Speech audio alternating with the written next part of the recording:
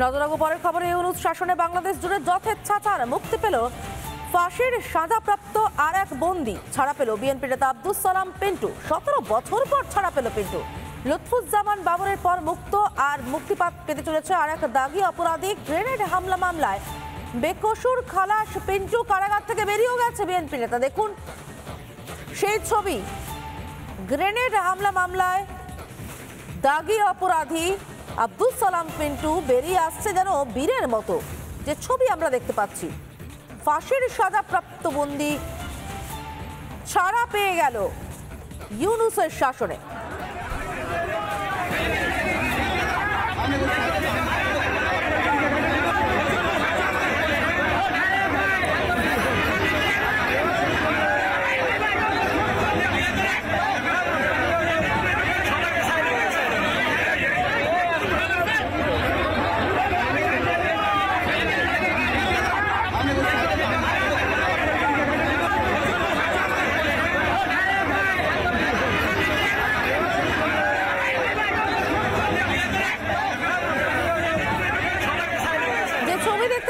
মনে হচ্ছে না কোনো ফাঁসির সাজাপ্রাপ্ত দাগি অপরাধী ইউনূসের দয়ায় মুক্ত হয়েছে। মনে হচ্ছে যেন বীরের সংবর্ধনা দিয়ে নিয়ে যাওয়া হচ্ছে কোনো বীর কাউকে। কি ভয়ঙ্কর ছবি এই মুহূর্তে। বাংলাদেশ জুড়ে যথেচ্ছাচার চলছে ইউনূস শাসনে। কারাগার থেকে বেরিয়ে গেল গ্রেনেড হামলা মামলায় ফাঁসির সাজাপ্রাপ্ত বন্দী আব্দুস সালাম পিন্টু। এই নিয়ে বিজেপি নেতা এবং আইনজীবী কৌস্তব বাগচি তিনি কি বলছেন শুনবো। এর আগেও অনেক জামাতের নেতাদের যাদের বিরুদ্ধে বিভিন্ন রকম সন্ত্রাসবাদীমূলক তাদের বিরুদ্ধে চার্জেস আছে, এ আছে সমস্ত, এবং অনেক মানুষজন যারা ছাড়া পেয়েছেন তারা দেশের তাদের অভ্যন্তরীণ বিষয়ের ক্ষেত্রে তারা অত্যন্ত ডেঞ্জারাস বলে সেই দেশের মানুষজনেরা বলেছে। মুক্তিযোদ্ধাদের গলায় জুতোর মালা পরানো হচ্ছে, একটা অরাজকতার পরিস্থিতি চলছে, আর ইউনূস সাহেব সবকিছু দেখে হাসছেন। আর একবার জানিয়ে রাখতে চাইবো যে ছবিটা আপনারা দেখতে পাচ্ছেন, ফাঁসির সাজা প্রাপ্ত আব্দুস সালাম পিন্টু তাকে মুক্ত করে দেওয়া হলো 17 বছর পর। দেখুন এই ছবি দেখে কেউ বলবে দাগি অপরাধী পিন্টু, কেউ বলবে ফাঁসির সাজা প্রাপ্ত ছিল এই পিন্টু, কেউ বলবে যে এই দাগি অপরাধী গ্রেনেড হামলার মামলায় অভিযুক্ত ছিল, দোষী সাব্যস্ত হয়েছিল, ফাঁসির সাজা পেয়েছিল। দেখে মনে হচ্ছিল কোনো বীরকে ছেড়ে দেওয়া হয়েছে। ইউনূস শাসনের কার্যত বাংলাদেশ জুড়ে যথেচ্ছাচার শুরু হয়েছে। এর আগে লুৎফুজ্জামান বাবর তাকে মুক্তি দেওয়া হয়েছিল। ভারত বিরোধী সন্ত্রাসবাদী কার্যকলাপে লুৎফুজ্জামান বাবর ভীষণ রকম সক্রিয়, তাকেও মুক্ত করে দেওয়া হয়েছে। এবং এবার আব্দুস সালাম পিন্টু তাকেও মুক্ত করে দেওয়া হলো। ভারত বিরোধী ষড়যন্ত্রে একের পর এক হাত শক্ত করার চেষ্টায় ইউনূস।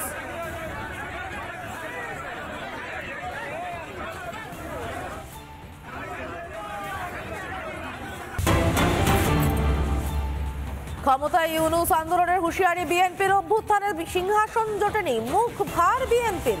ক্ষমতায় আসতে মরিয়া বিএনপি। সরাসরি ইউনূস প্রশাসনের বিরুদ্ধে আন্দোলনের ডাক।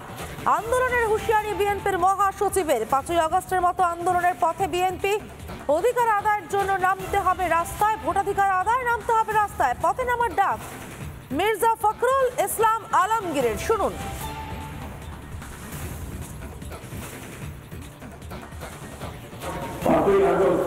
সবাই মিলে রাস্তায় নামছিলেন, তবে আবারও সেই মতো ঐক্যবদ্ধ রাস্তায় নামতে হবে। রাস্তায় নামতে নিয়ে অধিকার আদায়ের জন্য এরা বিভ্রান্ত করতেছে, বিশ্বকে জানাতে চায় যে বাংলাদেশে যেটা হয়েছে এটা জনগণের বিদ্রোহ নয়, এটা হচ্ছে কিছু উগ্রবাদীদের বিদ্রোহ। এটা আমাদের বিদ্রোহ ছিল না, আমাদের বিদ্রোহ ছিল না, আপনার বিদ্রোহ ছিল না। আপনি জানেন নেই রাস্তায়, তুমি বেড়ে আসেন নেই, এই ঠাকুরকে মাঠে আপনার গুলির মোকাবেলা করেন নাই, এই ছেলেরা করেন নাই। আমাদের সঙ্গে নিউজরুম থেকে রয়েছেন সিনিয়র শুভ্রাংশু। চলে যাব সরাসরি শুভ্রাংশুর কাছে। শুভ্রাংশু, বিএনপি সম্ভবত এবার বুঝতে পেরেছে নির্বাচিত সরকারের প্রয়োজনটা ঠিক কোথায়। বুঝতে পেরেছে যেভাবে হাসিনাকে তারা দেশ থেকে তাড়িয়েছে, ইউনূসের হাতে ক্ষমতা থাকলে বিএনপির দিনও বেশি নেই। আর না, আসলে আর তর সইছে না, বিএনপি ভেবেছিল যে আন্দোলন হয়েছে, ছাত্র অভ্যুত্থান আন্দোলন হয়েছে, আজকে যেটা বলে ফেললো, খুল্লা বলে ফেললো যে এই যে গণ অভ্যুত্থান বলা হচ্ছে এটা কিছুই নয়, এটার পিছনে দীর্ঘদিনের যে ষড়যন্ত্র ছিল, পরিকল্পনা ছিল, যেটা আমরা বারবার বলছি যে জামাতিদের, বিএনপিদের একটা ষড়যন্ত্র পরিকল্পনা করে অভ্যুত্থানের ছক সাজানো হয়েছিল, এটা একদিনে হয়নি। কিন্তু এই তো সব হলো, হাসিনাকে তো ফেলে দেওয়া হলো, সরকার তো গঠন করার মধ্যে একটা অন্তর্বর্তীকালীন একটা ব্যবস্থা তৈরি হলো, তত্ত্বাবধায়ক তৈরি করা হলো, উপদেষ্টারা এলো। বিএনপি ভেবেছিল এবার এদেরকে সব সরে গেছে, হাসিনা সরে গেছে, উপদেষ্টারা দিন 2-5-6 থাকবে, আমরা তারপর ভোট হবে, আমরা ক্ষমতায় ফিরে আসব, আবার আমাদের রাজ চলবে, জামাতি রাজ, বিএনপি রাজ, মানে যেটাকে বলে জিহাদের রাজ চালাবার চেষ্টা ভেবেছিল। কিন্তু এরা তো আরও বড় জিহাদি, এরা আরও বড় জঙ্গি স্থান করতে চাইছে। এবং সেই বাংলাদেশে যারা এসছে ইউনূস এবং ইউনূসের যে পন্থীরা আছে, এবং এরা গোটাটা মিলে বলছে আমরা বাংলাদেশে, এখন আমরা কবে ভোট হবে কে জানে। আর এর মাঝখানে যেটা হলো, এই যে যারা ছাত্রদল বলছে, যারা তোমার পদে আছে এখন, বিশাল বড় গাড়ি নিয়ে ঘুরছে, ওরাই অভিযোগ করছে, বড় বড় কথা বলছে, সবার সালাম টুকছে ওখানকার আমলারা, এ বিশাল মজা। তারা বলছে কি না ক্ষমতা ছাড়া যাবে না। তাহলে কী করতে হবে? আমরাও একটা সাজানো গণতন্ত্র তৈরি করব। আমরা তত্ত্বাবধায়ক সরকারের বদলে একটা সাজানো গণতন্ত্র করতে গেলে কি হবে? ভোট একটু পরে হোক, আরও ভোট পিছিয়ে যাক, মানুষ গোল্লায় যাক, ততদিনে আমরা একটা দল তৈরি করব। এই পরিকল্পনা করে এগোচ্ছে। এবার কিন্তু বিএনপি বুঝে গেছে যে গল্পটা অন্যদিকে যাচ্ছে। যাকে ভেবেছিল ময়ূরের পাখা ছাড়িয়ে যে কাককে সাজানো হয়েছিল ইউনূসকে, এবার কাক বলছে না, আমি ওই ময়ূরের পাখা পরেই বসে থাকবো, আমি রাজা হয়ে থাকবো এবং আমার তত্ত্বাবধায়ক গোষ্ঠী তারাই থাকবে। বিএনপির মাথা ঘুরে গেছে, আর পারছে না। এবার খুল্লা বলে দিচ্ছে, সেই যেমন গণ অভ্যুত্থানের পিছন থেকে তারা নাড়া দিয়েছিল, সবাই মানুষকে নাচিয়ে দিয়েছিল, চলো রাস্তায় নামো, ঢিল চড়ো, খুন করো, রাহাজানি করো। এবার বলছে না, এই যে বড় অভ্যুত্থান হয়েছে তার পিছনে আমরা ছিলাম, আমরা। তাহলে কিন্তু আমাদের হাত থেকে ক্ষমতাটা চলে গেছে, আমরা কিছু করতে পারিনি। এবার তিনি সরাসরি বলছেন, এবার আমরা আবার রাস্তায় নামবো, ভোট কবে হবে তার জন্য, ইউনূসকে ফেলার জন্য এবং নিজেদের ক্ষমতা আনার জন্য। অর্থাৎ আর শাক দিয়ে মাছ ঢাকা গেল না। এবার তারা বলছে, প্রকাশ্য মঞ্চ থেকে বলছে, এই সমস্ত ষড়যন্ত্র পরিকল্পনার মূলে আমরা ছিলাম, এই অভ্যুত্থানের পেছনে আমরা ছিলাম, কিন্তু ইউনূস যে বসেছে সে আমাদেরই অঙ্গুলি হেলানো হয়েছিল, কিন্তু আর তিনি আর নামছে না পদ থেকে, পদে বসে গেছেন আর নামতে চাইছে না। এবার তারা সেই চাইছে আন্দোলন আবার শুরু হোক, আবার শুরু করে যে কোনো একটা মজা সাজানো ভোট হোক এবং বিএনপি ক্ষমতায় আসুক। সমাদৃতা, ধন্যবাদ শুভ্রাংশু।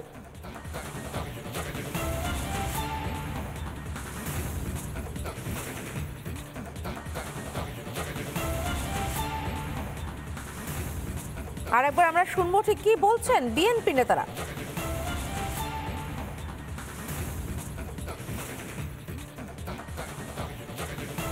5ই আগস্ট সবাই মিলে রাস্তায় নামছিলেন, তবে আবারও সেই মতো ঐক্যবদ্ধ হয়ে রাস্তায় নামতে হবে। রাস্তায় নামতে নিয়ে অধিকার আদায়ের জন্য এরা বিভ্রান্ত করতেছে, বিশ্বকে জানাতে চায় যে বাংলাদেশে যেটা হয়েছে এটা জনগণের বিদ্রোহ নয়, এটা হচ্ছে কিছু উগ্রবাদীদের বিদ্রোহ। এটা আমাদের বিদ্রোহ ছিল না, আমাদের বিদ্রোহ ছিল না, আপনার বিদ্রোহ ছিল না।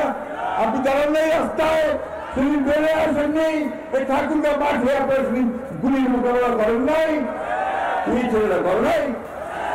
নানা ধরনের কন্টেন্ট দেখার জন্য লাইক করুন, শেয়ার করুন আমাদের ফেসবুক পেজ, সাবস্ক্রাইব করুন আমাদের ইউটিউব চ্যানেল। পাশাপাশি অন্যান্য ব্রেকিং নিউজের জন্য অবশ্যই চোখ রাখুন রিপাবলিক বাংলায়।